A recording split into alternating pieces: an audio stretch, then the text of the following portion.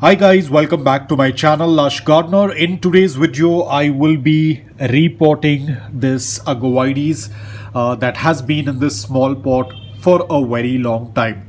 Now how did I realize that this pot is running short on her is when I take a look beneath. So I might drop some soil. So I'm just gonna hold it like this, and you will be able to see these tiny little roots peeking out from the drain hole. It indicates that she is kind of getting root bound. Okay, we have some soil. So again, it's not necessary. I can still wait for another 6 months or even up to a year for her to repot, but I wanted to do it now itself because today the climate has been quite good. It has not rained, so I thought I will go ahead and repot her because when it starts to rain I do not want to do any kind of repotting or any kind of cuttings. So I think this is the best time to go ahead and repot her. I know my nails are really long. I will be cutting them, but I accidentally happened to jam my finger in between the metal door. It was really painful, and yes, I will do that before someone comments that I have to cut my nails. I will.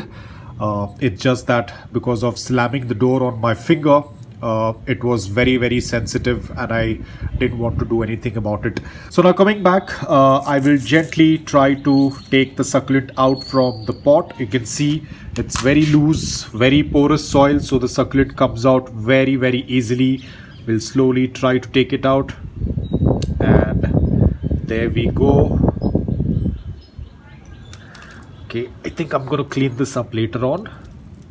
So you can see just with a gentle shake, all of the soil tends to fall apart because it's a very sandy soil mix that we have. And you will also see a lot of new roots. The white ones that you see are all the new roots that are growing on this succulent. Also a lot of feeder roots. It is going to be quite difficult to notice them, but this is the feeder roots. You can see the white ones. Let me give a better, because they are very thin, so it's almost impossible to see them in the camera. So here you can see these are the feeder roots that you see. I'll probably mark it. There you go, these are the feeder roots. So we will go ahead and put it into the soil. Now the soil mix that I have over here is the same soil mix, which is 80% of aquarium sand and 20% of filtered garden soil. We will just tuck it in.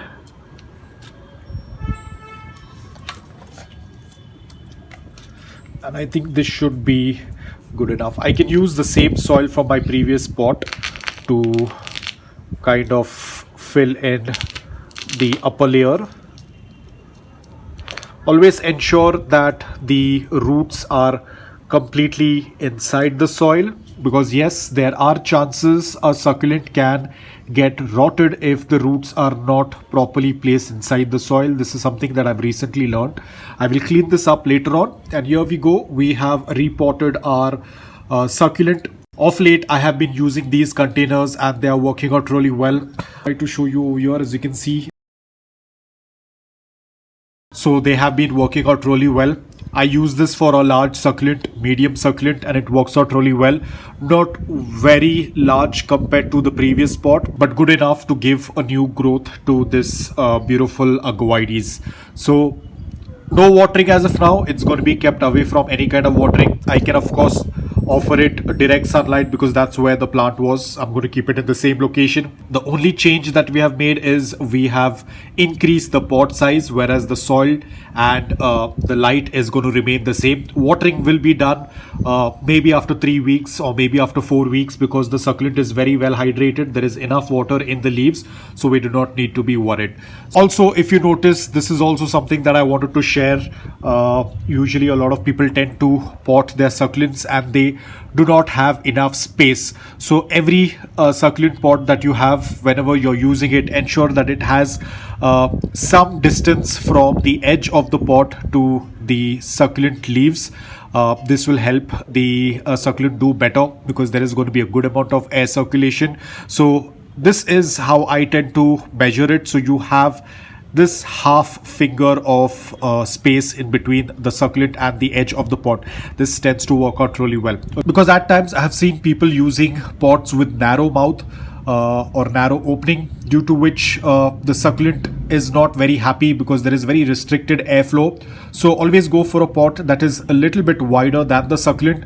The best way to measure is with the finger like this. So there should be space like this with the succulent and the edge of the pot. This will help in the air circulation, and it is very easy to do any kind of maintenance like pulling out of the dry leaves, checking for any bugs. It becomes very easy with pots that have a little bit wider opening or the wider mouth of the pot. So go with a pot like this, it's going to be much easier. You can also see it looks absolutely beautiful. There is enough space for the succulent to breathe as well, and it is not very congested in the pot. So that's about it. I hope that you liked this video. If you did, please hit the like button, and if you're new to my channel, please consider subscribing to it. Until then, take care, stay safe, and keep planting.